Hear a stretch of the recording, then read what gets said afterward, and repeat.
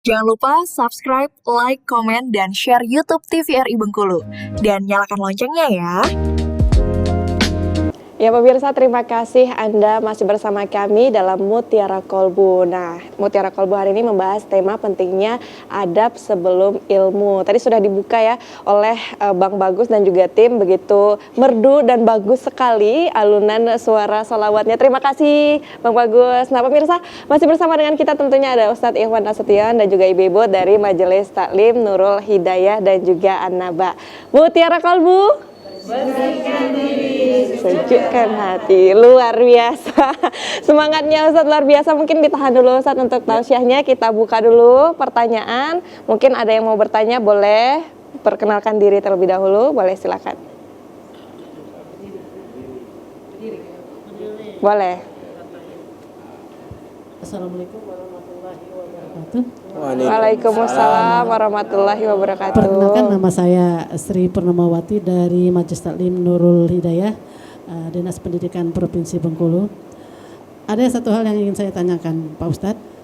Kita seringkali bertemu dengan orang-orang yang adabnya kurang. Di sekitar kita itu banyak sekali itu Pak, baik itu di lingkungan rumah maupun mungkin lingkungan kantor gitu, atau lingkungan teman-teman bermain. Yang ingin saya tanyakan, terkadang kan kita kan sering mendengar kata-kata yang kurang sedap ya Pak, kurang sedap, yang cukup menyakitkan hati gitu Pak. Nah, yang pengen saya tanyakan itu bagaimana kita menghadapi orang-orang yang seperti ini, yang di mata kita kayaknya ya kurang beradab kayak gitu. Itu yang pertama Pak. Yang kedua, menyangkut anak. Anak-anak di satu sisi memang dia kalau adab bagus begitu Pak. Tetapi dari sekian anak, cuma satu anak ini yang ada bagus tetapi secara kreatif gitu kan, itu minim kayak gitu kan, minim. Nah itu bagaimana kita memperlakukan anak ini agar dia juga bisa sama dengan yang lain-lain kayak gitu kan. Jadi adabnya bagus, terus juga jadi anak yang kreatif kayak gitu. Terima kasih. Assalamualaikum warahmatullahi wabarakatuh. Waalaikumsalam warahmatullahi wabarakatuh. Terima kasih Ibu sudah bertanya. Bagaimana Ustadz, bisa langsung dijawab? Baik, pertanyaan pertama, kita banyak temukan orang-orang ya mungkin tak sesuai ya dari sisi adab, mungkin bertentangan dengan kita. Ya banyak ya anak-anak kita hari ini sambil main HP, mulutnya mengeluarkan kata-kata yang tak pantas ya. Ketika kesal disebut nama binatang dan sebagainya. Ya, bagaimana itu terjadi? Pertama, tentu kan itu tidak mau terjadi pada diri kita, anak kita, keluarga kita. Maka kan ada Allah ajarkan kepada kita dalam Quran surah At-Tahrim ayat 6 itu, ku anfusakum wa ahlikum naro. Jaga dirimu dan keluargamu dari api neraka. Maka ada pendidikan yang setidaknya wajib kita prioritaskan. Pertama, ada perintah Allah jaga diri dan keluarga. Maka ini tanggung jawab kita. Kita ketika hari ini mungkin ada orang yang berbuat ya tak beradab, kau tak beradab, maka di satu sisi bisa jadi orang itu yang salah. Tapi mungkin bisa jadi sebelumnya ada orang tua yang lupa mengajarkan kepada adab. Karena hari ini terkadang kita lebih mementingkan anak itu pintar tapi kita lupa mengajarkan adab. Kita harus menuntut kepada anak, ranking berapa dek? Ranking berapa? Kita menuntut itu. Tapi kita ada yang memang terlupakan mengajarkan adab. Hari ini kalau pintar mudah jadi orang pintar.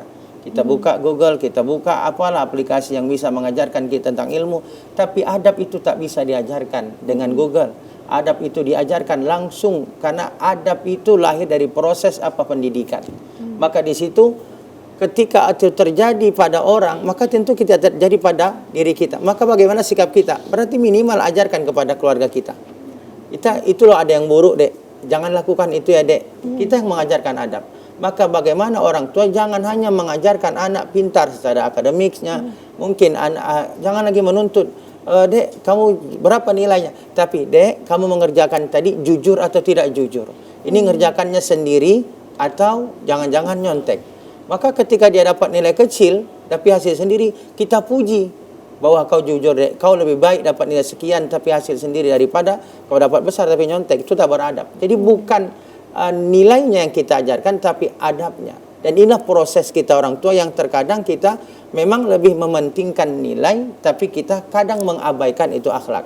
Maka kenapa itu terjadi? Kita tidak serta-merta menyalahkan anak. Oh, kenapa anaknya ini ya nggak beradab? Ya bisa jadi ada kesalahan kita orang tua di situ yang lupa mengajarkan adab. Maka tugas kita ketika itu terjadi dengan orang, jangan sampai terjadi kepada kita. Ada orang yang kerjanya mungkin menghardik, kerjanya berkata kotor, maka itu sebenarnya bukan masalah. Yang masalah tuh kalau itu terjadi dengan kita.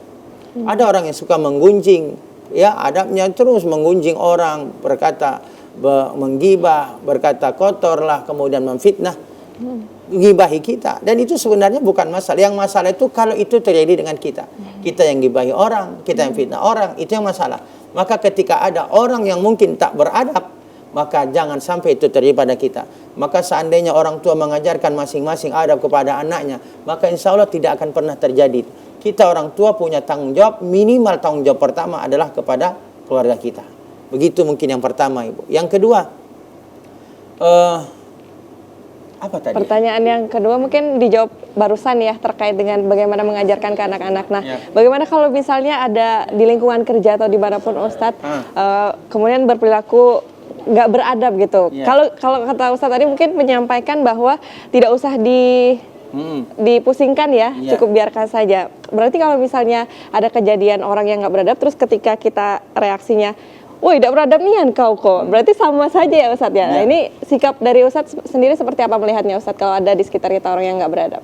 Ya pertama mungkin menasihatinya ya. Tapi menasihati juga tidak bisa langsung.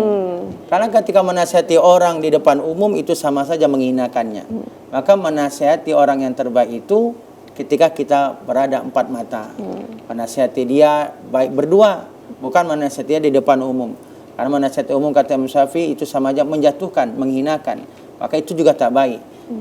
Niat kita baik, tapi cara kita nggak baik, itu juga salah. Maka niat yang baik juga harus cara yang baik.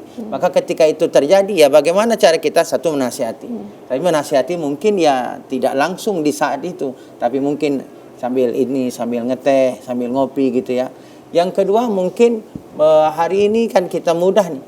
Kirimkan apa itu YouTube ya YouTube ya, bukan Yusuf ya, kasih tentang ya nasihat dalam YouTube, kirim ke WA, itu aja mungkin sesederhana itu sebenarnya untuk memberi peringatan. Karena terkadang ada orang tuh kalau dinasihati merasa tersinggung, dia merasa siapa sih kamu, kadang-kadang seperti itu. Maka mungkin cukup lewat nasihat dari YouTube kita kirimkan, mungkin juga akan sadar, atau lewat pihak ketiga begitu Mbak. Baik, berarti bisa disimpulkan bahwa dengan memberikan contoh dari perilaku kita sendiri ya Ustadz ya, memantulkan reaksinya seperti apa. Baik Ustadz, kita harus jeda dulu, nanti kita sambung lagi ya. Pemirsa jangan kemana-mana, tetap bersama kami dalam Mutiara Kolbu.